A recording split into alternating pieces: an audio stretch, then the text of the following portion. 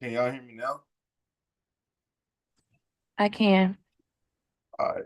Man, that's crazy. I'm gonna have to repeat that whole thing. uh, dang. My microphone's connected to my headphones. That's stupid. Um, we can run it back. So, 'cause that means YouTube wasn't on there either.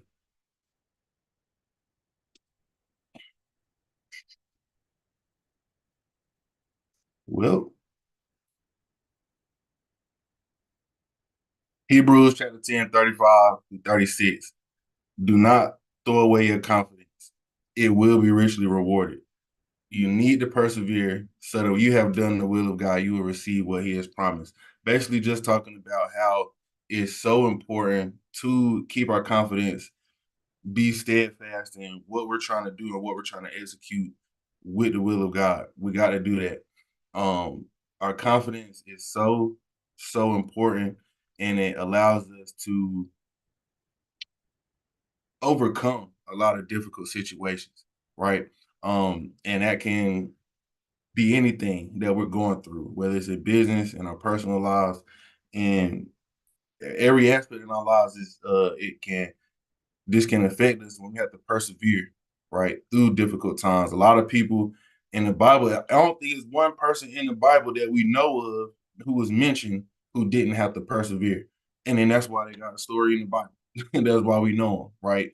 Because they persevered and they made it through. And I just use an example of the head coach of NC State because he was about to be fired, probably after this season. But that all changed. He persevered. He didn't hold his head. At the end of the regular season, went to the ACC tournament, won it, got a chance to go to the NCAA tournament, and now they're on the way to the Final Four. So things can happen, and it's all according to God's timing. And we just got to remember to stay confident. Um, Boom. So yeah, the business topic of the day is our project management methods is based on project complexity, the project duration, the project team. You got to know who your team is. Also, it's based on the client, what your client wants, and the current market, which is based on your, like I said, project complexity as well. But you have waterfall project management method. That's probably the most heard of or the most used, and that's the standard.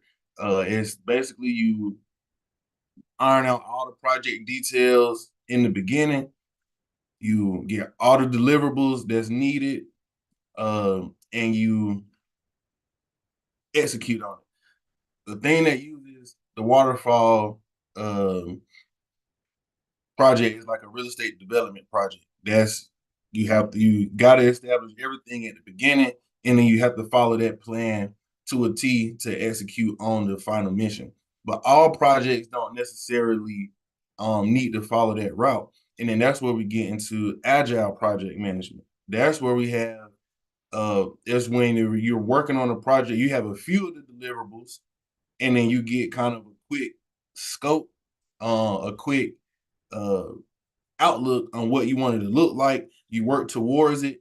You get feedback from either your team or the client. You go back and you make adjustments and improve it based on that. So you're just going back and forth um, until the project gets complete.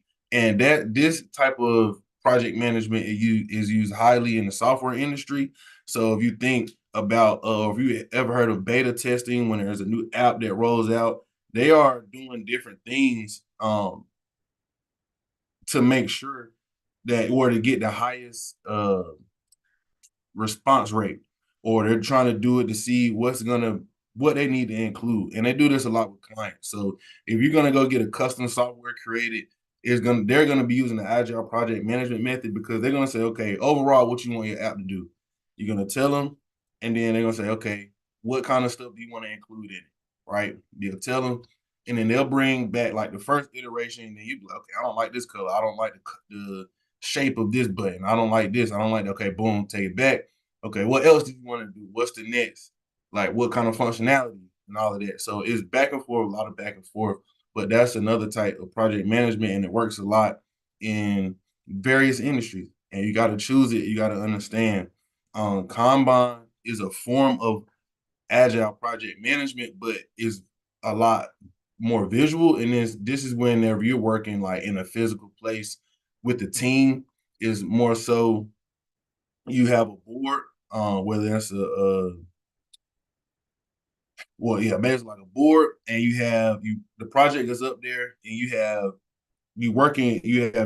basically different teams on the project, and the project is outlined, and y'all have different tasks that you have to do, that you're assigned to as a team, and y'all go to the board and y'all put sticky notes on the board based on what you completed and what's being done, and that's just it's just a more collaborative method.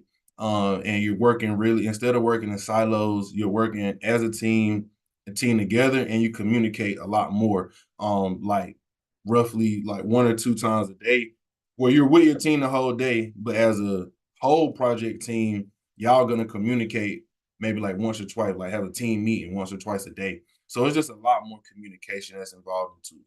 Lean project management is coming a lot more common, and that's what they're gonna use. That's what they use a lot in a lot of like processing, uh, like manufacturing type of companies. That's where they want to eliminate all waste, right? You want to eliminate any amount of wasted time, wasted resources, wasted energy. You want to identify any bottlenecks that could be slowing the process down, right? You want to identify any people that could be slowing the process down. This is all about continuous improvement as it pertains to maybe not like a project that's going to start and finish, but this is for project management for ongoing projects. That's kind of what lean project management is. You want to just keep it's all about continuous improvement, and it's all about eliminating waste. And critical path type of project management is going to be okay. We have this project, we these are the steps to execute this project, but um what actually has to happen in order for the project to get finished, and what are things that can happen maybe after the project is complete that is not so important. And when you identify that and you only work on the critical path objects, that is the form of critical path project management. That's where you just take things out that's really not necessary for the project to be complete, and you only focus on what is necessary for the project to be complete. This is whenever you maybe are in a deadline type of situation, and you really, really need to execute the project, and you really need to make sure that it gets cranked out and gets finished, and then you can go back in and add any extras that you need to do that. So those are a few different project management methods. You can use this in your professional life and your business.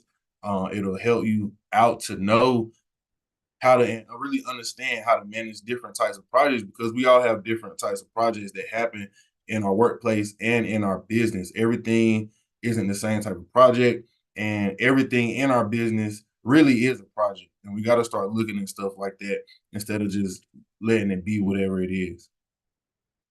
Our self development topic of the day is going to be grounding. Some people call it earthing, but that is the process of going outside and standing on the ground. Um, the science or the theory behind it is that you the earth, of course, well, yeah, the earth has an electronic or electromagnetic field, right? And it has a certain charge to, I think the earth has a negative charge, and it's releasing electrons into your body. We have electromagnetic field around us as well as humans. So we receive those electrons from the earth, which help with a lot of things like reduces inflammation. Um, it helps improve our sleep by balancing our circadian rhythm. It can help boost our immunity, because when we receive those electrons come into our bodies and help us to circulate uh, and produce better cells. Our cells are more charged up in the natural form of being outside, and not only from the earth but from the sun, or being outside, that helps a lot as well. It can improve our energy levels because we're getting the nutrients and the vitamins that we're getting naturally from the earth. And it can also enhance our mood and well-being. If you've never tried this, I would definitely suggest just going outside, standing still or walking around in the grass maybe for like 5 minutes, and you'll feel a difference. It you actually like you'll feel a difference pretty fast. So just try this. It's a great exercise if you want to help balance out some of the things that you're doing, help balance your life, and it just get a quick boost for the day. It'll definitely help. And if you do this on a regular, you will see a lot of improvement in certain areas of your life, or in these areas in your life. I've done it. I don't do it as consistently anymore, but I can definitely attest that grounding helps. So that's gonna wrap it up for today. Um, we are off to a new quarter. We are off to a new month, and we just gonna keep charging, keep going forward. So I hope everybody have a blessed rest of their Monday, a blessed week, and we're just gonna keep